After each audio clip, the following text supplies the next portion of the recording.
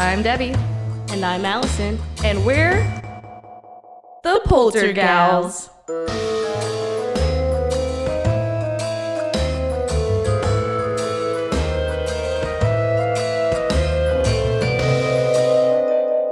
Spooky. Hi, I'm Alison. And I'm Debbie. And we're the Poltergals. On this week's episode,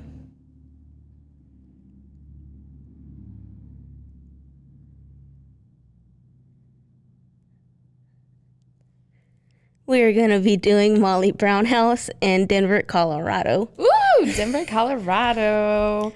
This makes the first summer we have not gone to Denver or gone to Colorado in 3 years. Dang. Isn't that crazy? Dang. We kind of made it a tradition. Now I feel bad.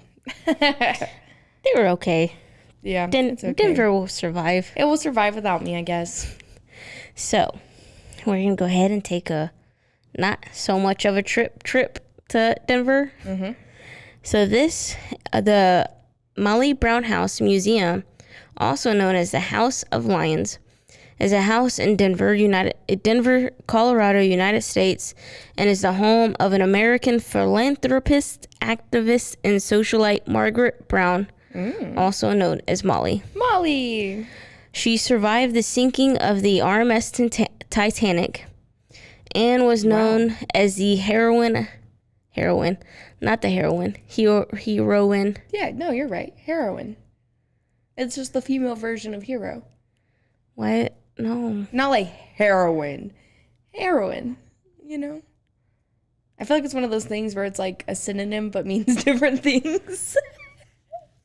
Where it sounds the same but is different. No. Yeah. That could be our word of the week. No. No.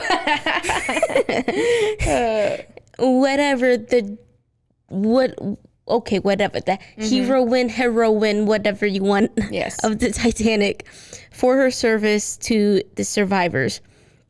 She later became known as the unsinkable Molly Brown, and the museum is her former home and presents exhibits interpreting her life. There you go. Wow. Struggle bus. Interpreting her life, Victorian, Denver, and historic preservation. The house was listed on the National Register of Historic Places in 1972. Wow. And it is designated as a Denver landmark. The house was built in 1889 and designed by a well-known architect, William A. Lang, which incorporated several popular styles of the period, including Queen Anne style architecture in the United States and Richardson Roman Sikh. Sure, yeah, that's a Roman style for the original owners, Isaac and Mary Large. After the repeal of the Sherman Silver Purchase Act in 1893, the Large family sold the home and was purchased by James Joseph Brown, and that is Margaret's husband, in 1894 for about $30,000. And the title was transferred to Margaret in 1898, possibly due to JJ's deteriorating health. Wow. Yikes.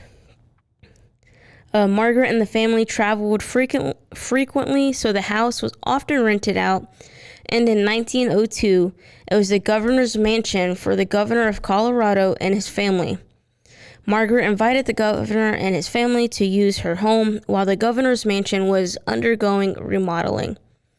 In 1926, Margaret turned the home into a boarding house under the supervision of her housekeeper. The house was then sold after Margaret's death in 1932 for about $6,000. Wow, so only $6,000? Yeah, that's a big price difference between the $30,000 that they bought it for. So, I want a house for $6,000. I know, right? Jeez. But not with this housing market today. I know. Under these inflation, it would still go for a smooth 10 grand. So funny. Anyway. So the home then became a roaming house for men a Jane Addams whole house settlement, and rooms and apartments for rent. The house continued to deteriorate, and by 1970, concerns arose about its impending demolition by a group of concerned citizens formed Historic Denver, Inc., raising the funds for the house to be restored to its former glory. While restoring the home, the group used architectural research, paint chip analysis, and original photographs taken in 1910 as guides. Oh, wow. Yeah. That's pretty cool. Yeah, so really trying to get historically accurate with it. I love that. Which, yeah. I'm down. Greatly appreciated.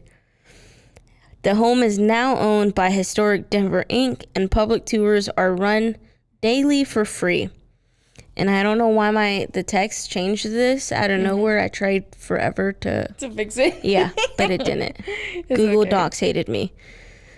So just to kind of get a little bit more into detail about Molly, born as Margaret Tobin, Molly lived in a small town in Missouri. Her eventual husband was J.J. Brown, and he was 12 years older than she was. J.J. Brown was wealthy, having made his riches in Colorado mining. Molly quickly became a notable figure in Denver's high society. Although some in society did not appreciate her humble beginnings, she was known to be good. Oh. Molly was sailing alone on the Titanic in first class. This was the maiden voyage for the ship. Yep. As things started to go horribly wrong that fateful night, Molly took action. She personally assisted helping the crew in loading people into many lifeboats before they finally convicted her to get in one. Once at sea, Molly insisted that the lifeboat go back and search for any possible survivors. This happened despite the protests. Jesus. Why do I do that to myself? You'll fix it. It's fine. The protests of Quartermaster Robin Hitchens. Because of her bravery and selfless acts, her fellow lifeboat passengers christened her? Yeah. Christened her the Unsinkable. The Unsinkable. That's the Titanic. The Unsinkable. I'm pretty sure that's not the case because it definitely sank.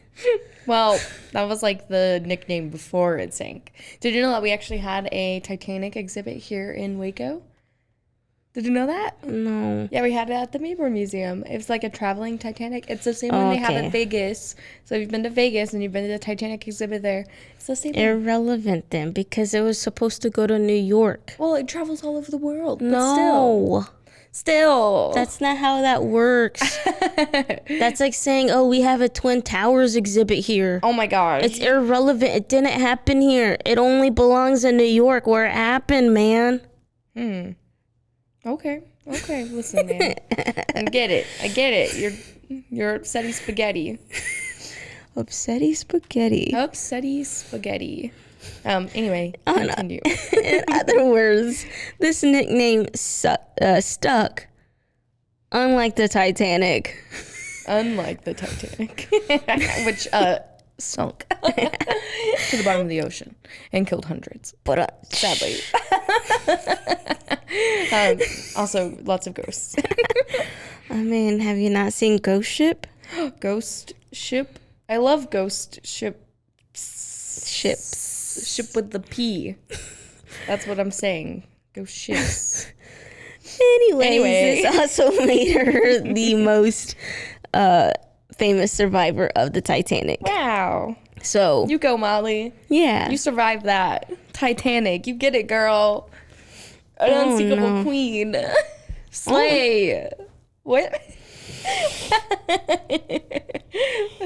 Anyway. Commercial break. And now it's time for a commercial break. And now, a word from our sponsors. Spooky. Did you guys know it's Allison's birthday yesterday? So this is Allison's makeup recording because she was too busy for us on her birthday. She did not want to record with us because it was her. How old are you now? 25. She's 25 years old. Okay, everybody. Whole fourth of a century. Yeah, let's sing Happy Birthday to Allison. Let's not. Happy birthday to you. Thank you. Happy birthday to you. And this episode's been brought to you by Goodbye. All right.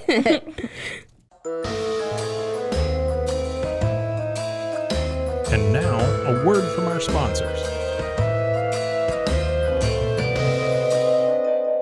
Spooky.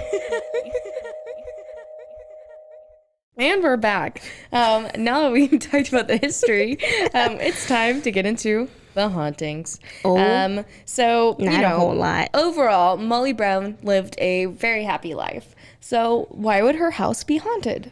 That is a great question. Well, we're going to get into that. Well. So, of course, she did experience some trauma in her life, which we know can cause the hauntings. But one of the main things is it's actually said that the only tragic part of her life is when her house was left to deteriorate before being restored. The truth is, many people and visitors have reported odd incidents at the Molly Brown house. There is actually a saying that the entities of Molly Brown and her husband, James John, still just put her around their homes, still doing what they were doing, going about their business, doing what they liked while they lived. So it could be Molly and her husband, just chilling in the home, just vibing, because, they didn't get a chance to do that. It has also been reported that at times you can smell a pipe, which, if you remember our interview with Cindy, we talked about how olfactory senses, or smell, is one of the strongest senses. So it says that you can smell a pipe. In fact, it is said to be the smell of J.J. Brown's pipe, which is her husband, since he really liked to smoke. I mean, didn't everybody like to smoke back in, the 1800s? Yes. Yeah, I think so. But yeah, since smoking is now not allowed in the museum, it's a pretty odd incident. So, if you can't It's smoke, a little sus here. That's a little sus. But yeah, so that's one of the things. Museum workers and tour guides also report other strange things that happen. They've noted that light bulbs inexplicably become undone. So they just look and they're like, the light bulb is not on anymore. I wonder why. And this makes it necessary for the museum staff to check and fix them as needed. So I just imagine working there and you're like, God dang it, if I have to screw in that light bulb one more time. I don't even like doing it here. Yeah, exactly. Oh, now I get it. It's the joke. How many ghosts does it take to unscrew a light bulb? No, the real question is how many museum workers does it take to screw back in those light bulbs? Oh, no. Anyway, in addition, museum staff have also noted that at times the furniture in the Molly Brown house have been rearranged, which what we talked about in the Winchester house. It's probably just them being dude, put my furniture back where it goes. Can you not? That's not where I put it. That's not where I put it. I want it over here by the window. This is where natural lighting is. Unless you're my dad and he just does it himself about 50 times a month. Yeah, that's fine. And the furniture is rearranged by what appears to be a young woman wearing a Victorian dress. Can you guess what, though? They didn't say the dress was white. I thank God, It just because said- if it was white, We'd have to cancel it. show canceled. We're done. But anyway, this is actually a female apparition dressed in Victorian attire. She likes to sit at the dining room table. Me too, girlfriend. I'm a hungry gal. I like to sit at the dining room table. Anyway, she likes to sit at the dining room table and has allowed the living to actually take pictures of her. So there are some pictures out there of this woman just sitting in a Victorian dress at the dining room table. How nice. So that's pretty cool. And when feeling energetic, this entity, again, likes to rearrange the furniture. She sometimes moves the chairs out, which are around the same table. So she's just taking care of the kitchen. That's her domain. Is it though? Yeah, she's just living her life, taking care of that. Then one of the other spirits that is said could be a young woman. Bless you. Thanks. Do you know why you say bless you when someone sneezes? Because isn't it typically because they used to believe that ghosts walked through you when you sneezed? Well, so they used to believe that when you sneezed, like you die for a second. And so like you could be possessed in the entity, like in that second. So they say bless you so that a ghost doesn't come inside of you and possess your body. Yikes. The more you know. And that's on Ghost Facts with Debbie. Anyway, so back to the story. There were actually some other young women who they think this might have been. So JJ and Molly actually had a daughter named Catherine Ellen who died young, probably of, a disease back in the 1800s. You know how it went. Probably yellow fever or Was plague it or tuberculosis. Those are the three most common when they would die. But the window blinds in Catherine Ellen's room seemed to raise and lower all on their own. Those dang kids and the Those blinds. kids and their blinds. I know. I just had to yell at my cats for messing up my blinds. So when we bought our new house, I told my husband, I was like, let's not get blinds. Do you know how many times we've had to replace blinds in our freaking apartments because of our stupid cats? Like, just put up a curtain. What are blinds even good for? I need an adult to explain to me what is the purpose of blinds. Allison, do you have blinds in your house? Yes. Why? I have 1, 2, 10, 11, 12, 13. Because I have each room, like bedroom, has 5 windows. Okay. So that's 10. Do you have blinds? Yes. Why? Well, I guess do you have cats? No. See, cats are blind destroyers. It's just me and my husband. Wow, that must be lonely. In a 3-bedroom. Do you want a dog? In a 3-bedroom house. I can let you borrow a puppy. No, thanks. Oh, okay. We have a dog, but it's on my mother-in-law's. Hey, that's okay. But yeah, I don't know. I need someone to explain to me what is the purpose of blinds. Anyway, that's Debbie's side tangent.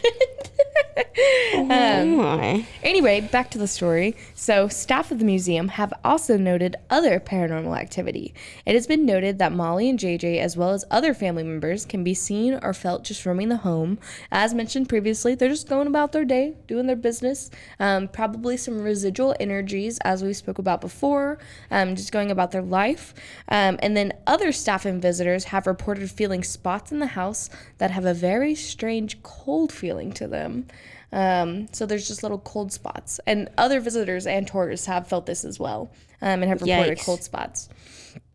So cold spots, of course, are another showing of a spirit showing up, because the temperature drops. So it's crazy how the temperature can just drop when a spirit is present. So interesting. Gross. The other entity is the entity of Johanna, or Johanna, Johanna. Your guess is about as good as mine. I'm going to say it like that. So this was actually Molly's mother.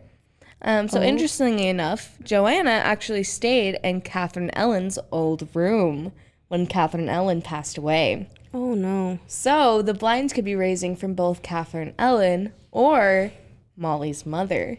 But why would her mother have anything to do with the blinds? I don't know. Maybe her mom just wants to look out the window.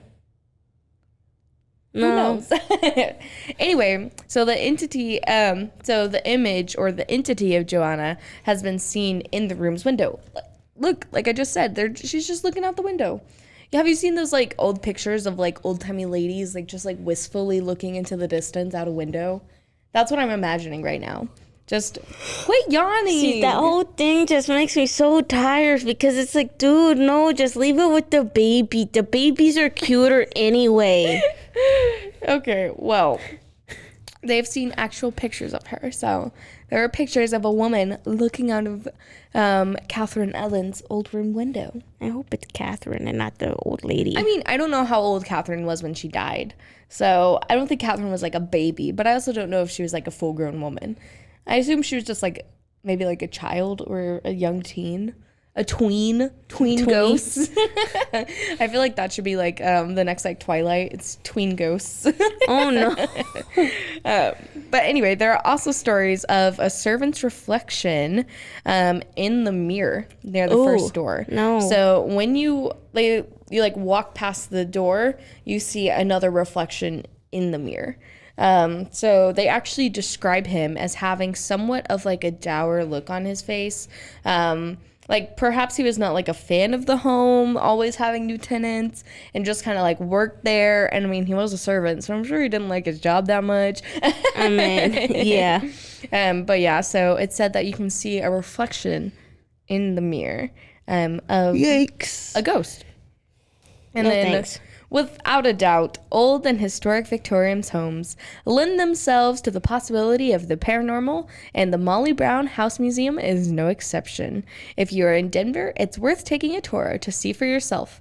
In fact, there are actually several places in Denver area that are said to be haunted. We've already mentioned the Stanley Hotel in Estes Park. I went there. Estes. But yeah, so this makes a great weekend getaway. So if you want to go in the fall, that'd be pretty fun. Oh, You want to go? okay. They have flights to Denver right now for like $58. So Bye. we're going to Denver. Girls trip. Allison's birthday trip. Oh, okay. Let's leave right now then. We'll leave right now. Okay. Anyway, well, that's all for this episode. Thank you for tuning in to learn about the Molly Brown Haunted Museum. And tune in next time for another episode of The Poltergals. Don't forget to follow us on our social media at _Poltergals. We're on Facebook. And then check us out on our Patreon. That's patreon.com/Poltergals. Not Poltergals, excuse me, Polter Pals. All right. Oh, yeah. That's all for this episode. Bye. Bye.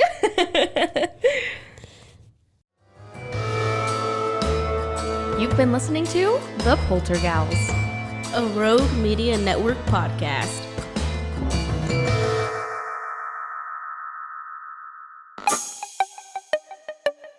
This has been a Rogue Media podcast.